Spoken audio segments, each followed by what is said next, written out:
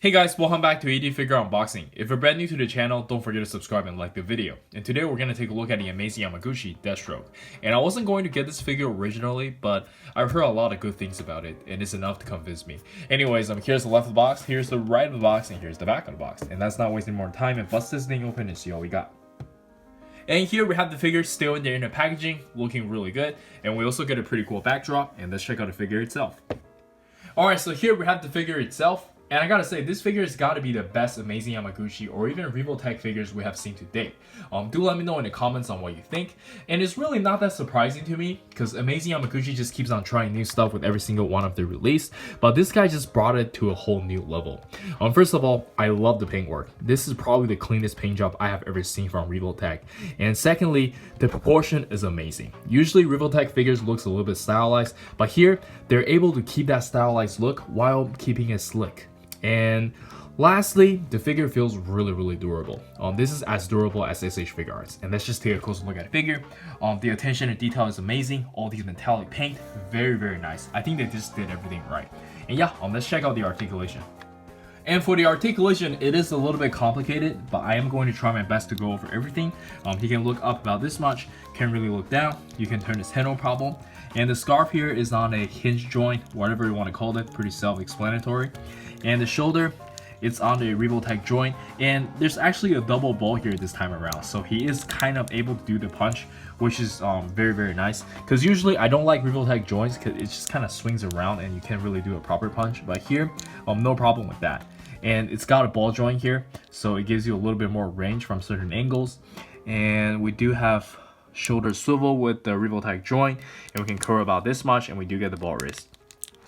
And for the ab crunch, he can bend forward about this much, which is quite a lot, bend backwards about this much, and I think it's just a ball joint in there, and you can kind of move around the hip as well.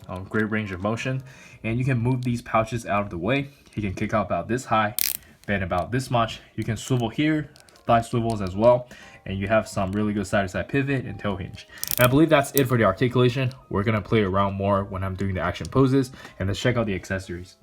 And for the accessories, we can start with the default face, and I think they did an amazing job here. Looks really good. And next up, we get a unmasked head, and in my opinion, this is the best head sculpt we have ever seen from amazing Yamaguchi, and I think it's because we don't have the weird eye moving gimmick.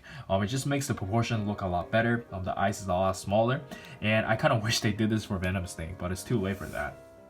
And for the interchangeable hands, first off, we get a pair of display pen hands. They're very nicely painted and sculpted, and it's also able to hold a grenade, which is really cool. And of course, we get a pair of hands to hold the weapons, and he does come with a bunch of them. First of all, we have the katanas. They're very nicely painted and sculpted, of course, and you can store them to the sheath, which is really nice. And we have the assault rifle, have the pistol. There's not much paint details on them, but it does the job.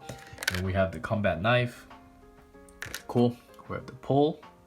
And yeah, I believe that's everything. We also get a bunch of accessories so we can store the weapons onto his body, and we're gonna check that out right now.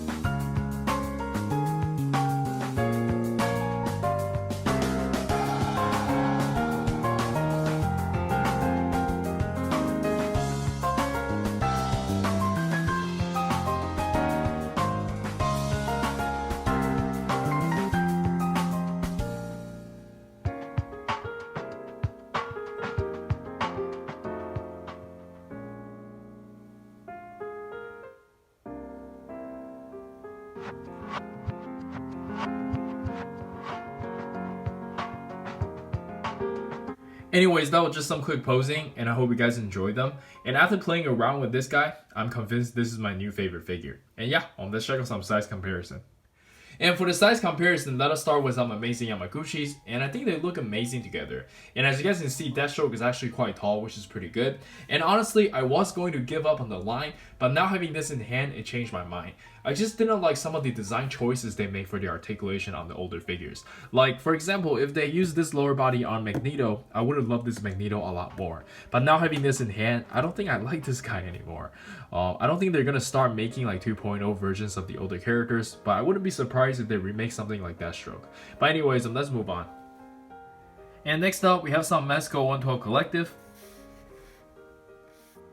And then we have some good old Dragon Ball SH figure arts. And then we have some Street Fighters and Naruto SH figure arts. Some other American IP SH figure arts. And lastly, we have some Figma figures, and let's jump straight into the final thoughts.